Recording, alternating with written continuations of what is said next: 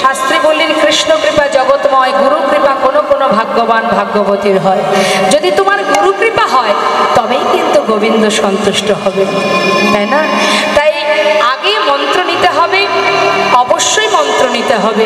এবার দেখুন, লালা কিন্তু ভোগ নিবেদন করতে পারছে না, যেহেতু তার দীক্ষা হয়নি। তাই দ্বিতীয় পূজারীকে রেখেছে ওই ভগবানের সেবা দেওয়ার জন্য। আর লালার সেখান থেকেই দুঃখ মনে যে আমি কি এমন অপরাধ আমার যে আমি নিজে হাতে প্রভুর সেবা দিতে পারছি না। ভিক্ষা তো প্রতিদিনই আমি করি, কিন্তু নিজে হাতে প্রভুকে কবে সেবা দেব? প্রতিদিন কাঁদে, চোখের জলে বুক ভাসিয়ে কাঁদে, দাঁড়ে দাঁড়ে ভিক্ষা করে, কিন্তু নিজে হাতে সেবা দিতে পারে না বলে মন্দিরের সামনে বসে ভগবানের দিকে তাকিয়ে চোখের জলে বুক ভাসিয়ে কাঁদে। একদিন হঠাৎ করে লালার কি মনে হলো, পূজারীকে বলছে, পূজারী আর আমি ভিক্ষায় যাব না, আজ আমার ভালো লাগছে না।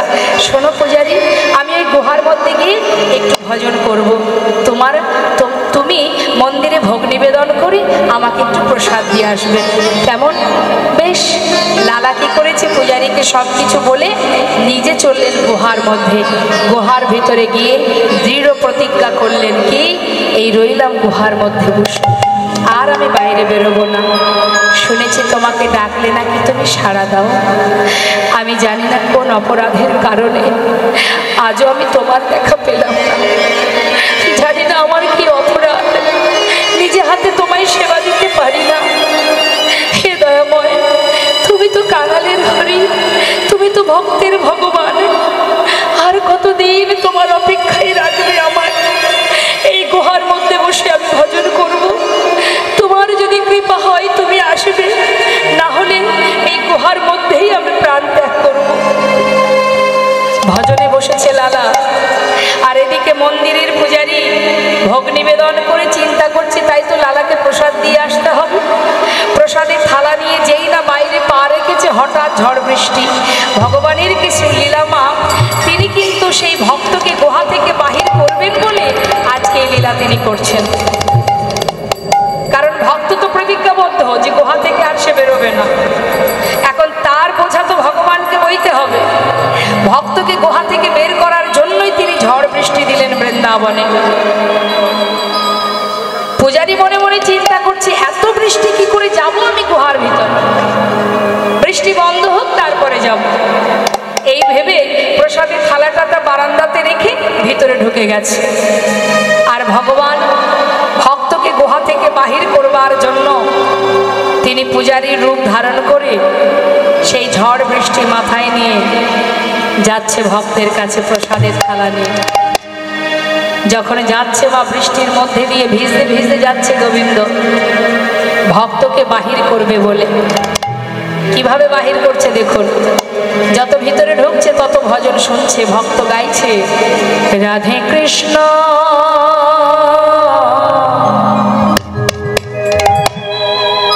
রাধে কৃষ্ণ গোবিন্দ গোপাল রাধা রমণ হরে হরে হরে রাধে কৃষ্ণ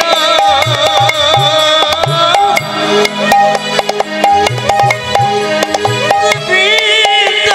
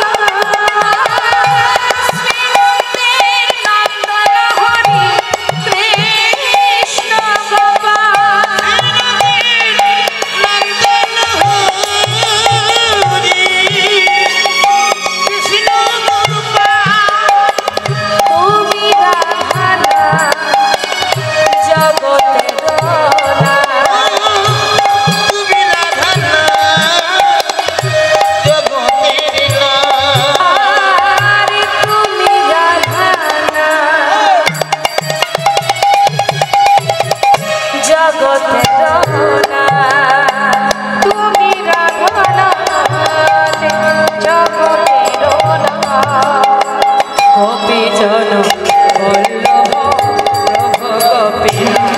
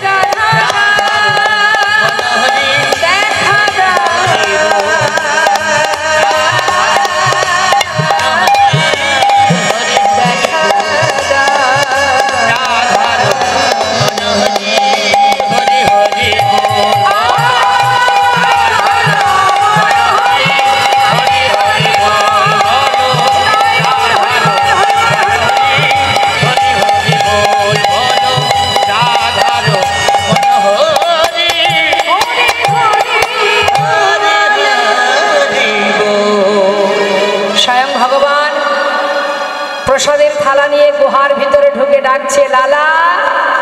লালা কিন্তু চিনতে পারছে না মা, কারণ বেশটা কি পূজারীর বেশ। লালা কে? আমি পূজারী, তুমি প্রসাদ খাবে না?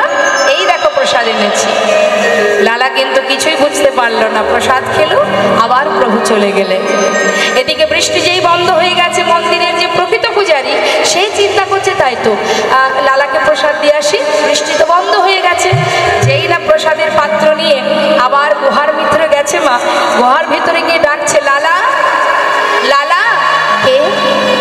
আমি গো পূজারী, তুমি প্রসাদ খাবে না? এই নাও প্রসাদ। আমি তো খেয়েছি প্রসাদ। খেয়েছো? খেয়ে দিল তোমায়? কেন? তুমি তো এসেছিলে। আমি তো আসিনি, তুমি আসনি। তোমার মতো বেশ, তোমার মতো কণ্ঠস্বর, তোমার মতো দেখতে, তুমি তো এসেছিলে। আমার মনে হয় তুমি হয়তো মনে করতে পারছো না। লালা, বিশ্বাস করো, আমি সত্যি আসিনি। তবে কে এসেছিল? লালা, আমার মতো দেখতে, আমার মতো কণ্ঠস্বর। জানো লালা, তিনি যে কখনই কিভাবে কাকে কৃপা করে, লালা তুমি কাছে পেয়েও চিনতে পারলে না। পূজারি, তুমি কার কথা বলছো? আমি তোমার কথা বুঝতে পারছি না। বলো না, বলো না, কে এসেছিল আমার কাছে, একটি বার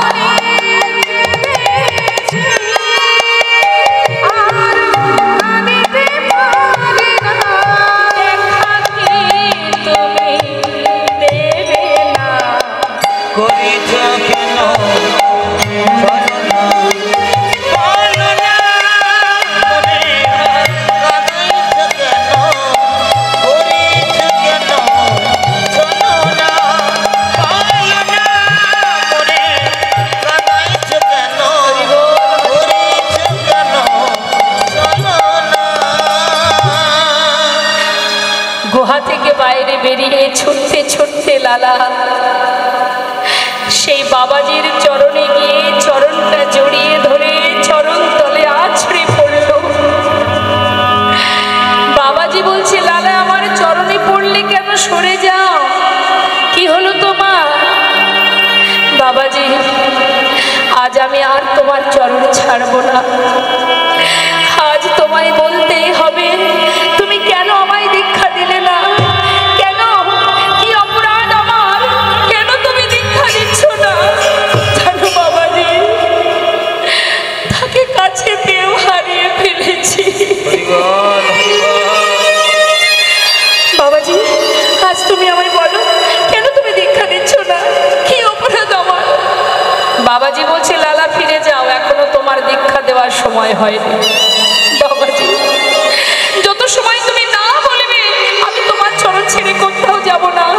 আগে বলো, তুমি কি অপরাধ আমার? লালা, শুনবে তুমি? তোমার অপরাধটা কি শুনবে? তাহলে শোনো।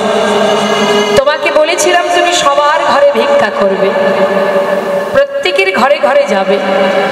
তুমি ভিক্ষা করেছো, কিন্তু একজনের ঘরে তুমি যাওনি, সে হলো জগৎ শেঠ। কেন যাওনি লালা?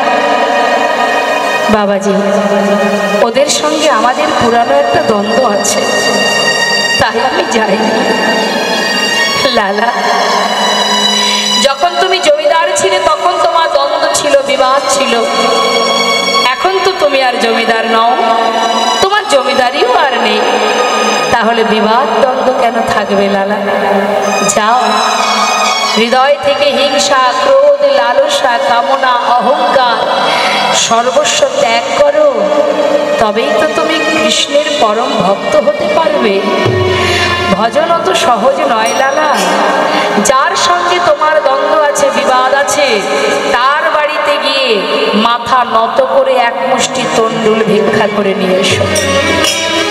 এখান থেকে আমাদের জানতে হবে, বুঝতে হবে, মা, যদি তুমি ভক্তিরাজ্যে প্রবেশ করো, যদি ভগবানের সেবা দাও, সবার আগে তোমার ভিতর থেকে হিংসাকে দূরে সরাতে হবে। কারোর প্রতি যদি তোমার, কোনো জীবের প্রতি যদি তোমার হিংসা থাকে, যদি কারোর প্রতি তোমার রাগ থাকে, তাহলে কিন্তু ভগবানের সেবা হবে না। তাই যার প্রতি তোমার রাগ আছে, অভিমান আছে, হিংসা আছে, তার বাড়ি থেকে নতমস্তকে গলবস্ত্র হয়ে ভিক্ষা করে তাকে নিমন্ত্রণ করে সসম্মানে বাড়িতে এনে বৈষ্ণব সেবা যদি দিতে পারো, তবেই তোমার ভগবত সেবা পূর্ণ হবে। তাই গৌর হরিব। না হলে সব বৃথা, লাখ লাখ টাকা খরচ হবে, বিনিময়ে যতটুকু পূর্ণ কৃপা পাওয়ার জন্য করা হয়েছিল সেটা আর পাওয়া হবে। তাই বলে যাও লালা, মন্ত্র পেতে হলে আগে তোমার যে চিরশত্রু তার ঘর থেকে ভিক্ষা করে আনতে হবে। লালা চললেন ভিক্ষার ঝুলি নিয়ে। মস্ত বড় জমিদার লালা কাঁধে ভিক্ষার ঝোলা নিয়ে জগৎ শেঠের দ্বারে গিয়ে পৌঁছালো। ভিক্ষাং দেহি। দূর থেকে দাঁড়িয়ে দেখতে পেয়ে চিনতেও পারলো, আচ্ছা এ তো সেই জমিদার, দ্বারে এসেছে ভিক্ষা নিতে। কি ব্যাপার?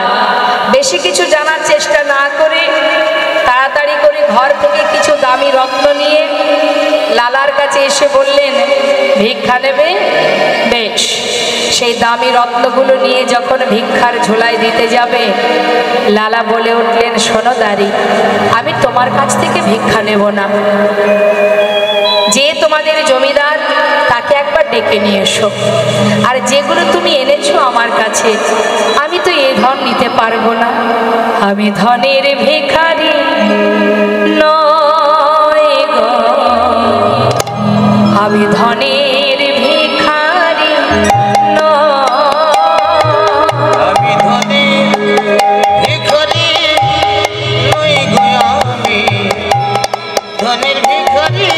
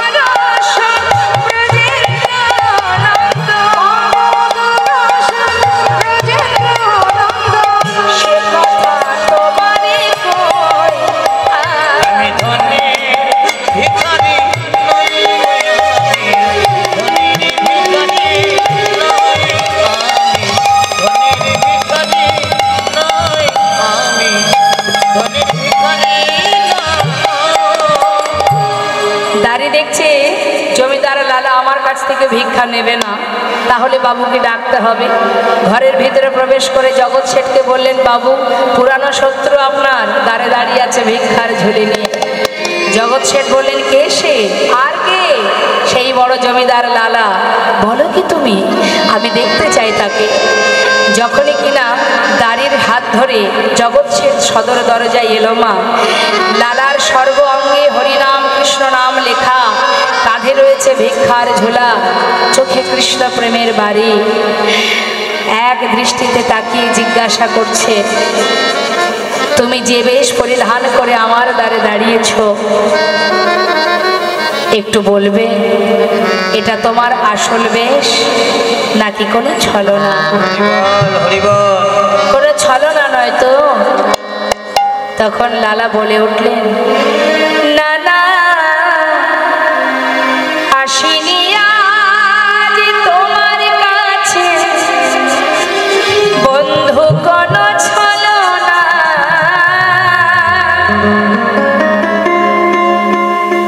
ঘাটের মাঝি পার ঘাটাতে ডাকছে আমার।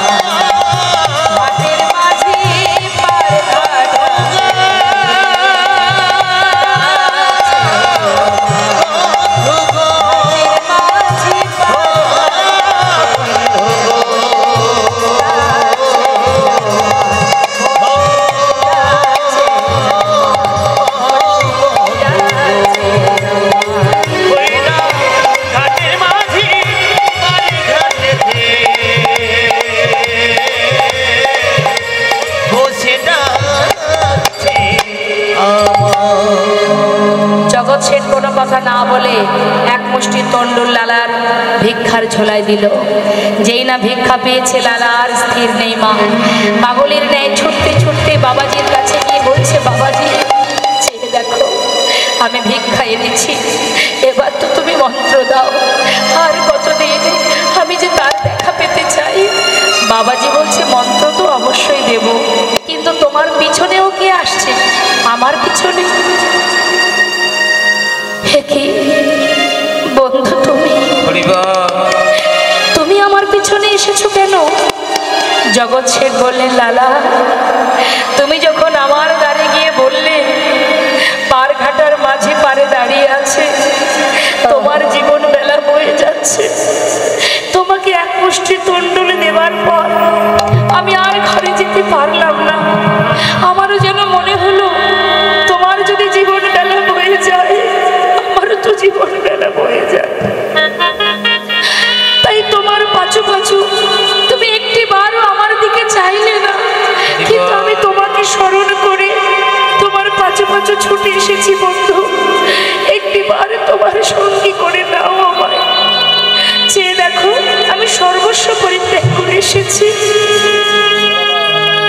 বাবাজি,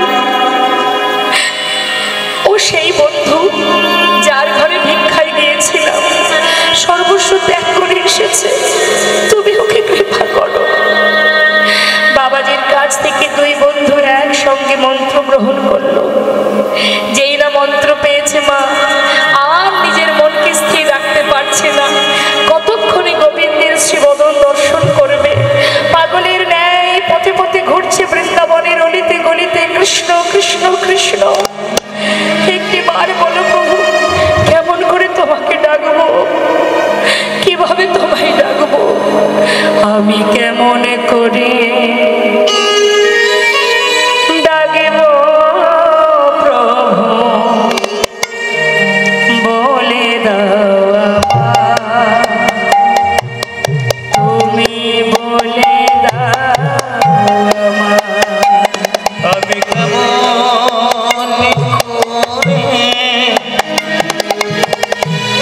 ডাকিব প্রভু, বলে দাও আমায়, বলে দাও আমায়। আমি কেমন করে ডাকব প্রভু, বলে দাও আমায়, একবার বলে দাও আমায়, কেমন করে ডাকব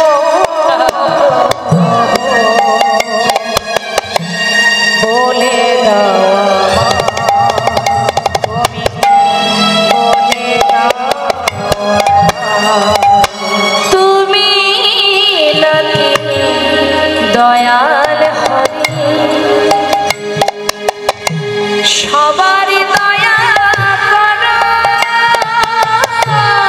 আমি অধম রইলাম পড়ে, তোমার বিচার কেমন করো। তুমি লাগে দয়াল হরি,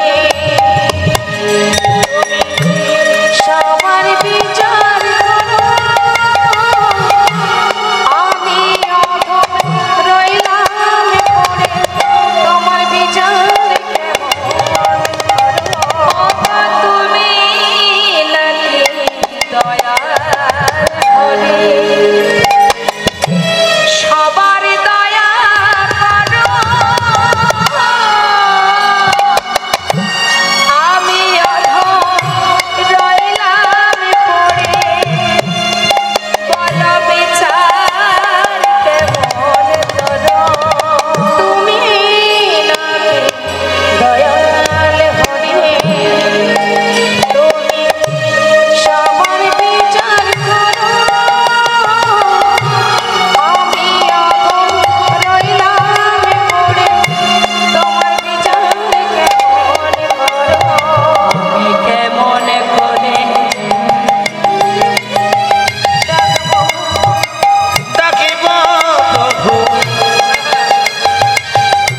বলে দাও আমায়,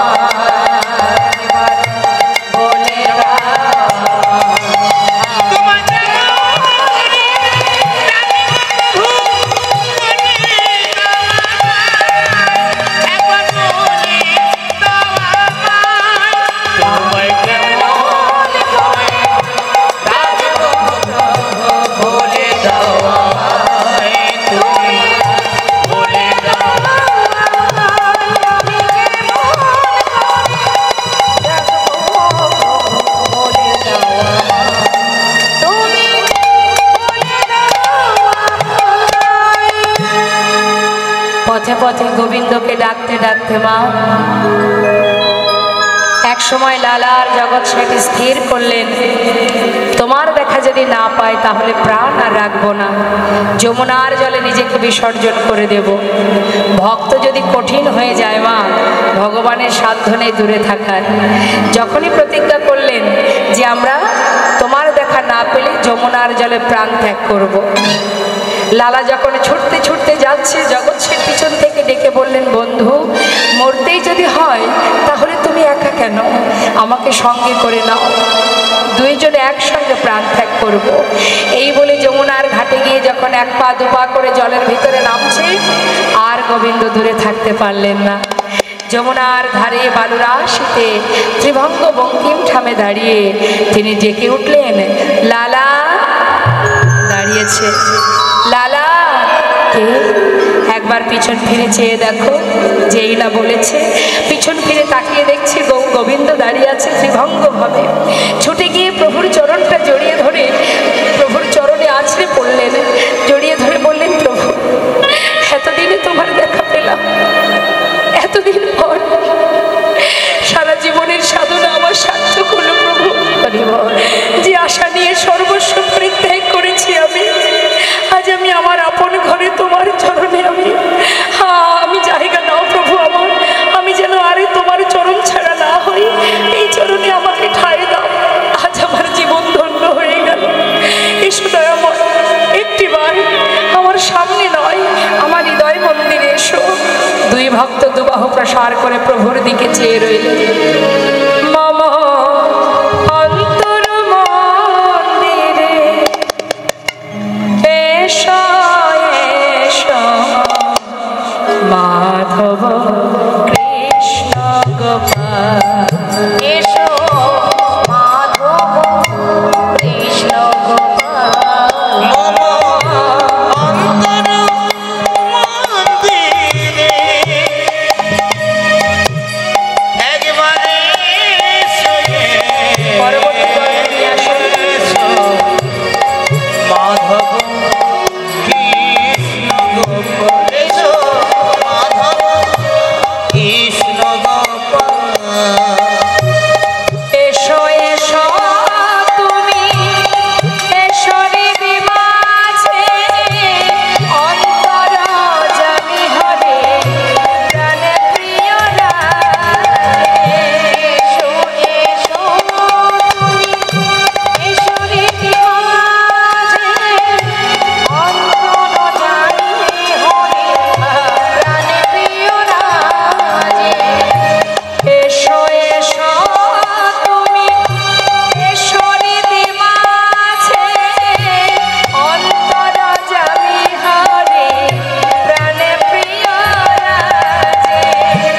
এসো এসো তুমি এসো হৃদি মাঝে, অন্তর জামি হরি প্রাণে প্রিয় রাধে। অধরে বাসিয়া মধুর হাসিয়া, অধরে বাসিয়া মধুর হাসিয়া, অধরে বাসিয়া মধুর ওই হাসিয়া। অধরে বাসিয়া মধুর হাসিয়া। এসো এসো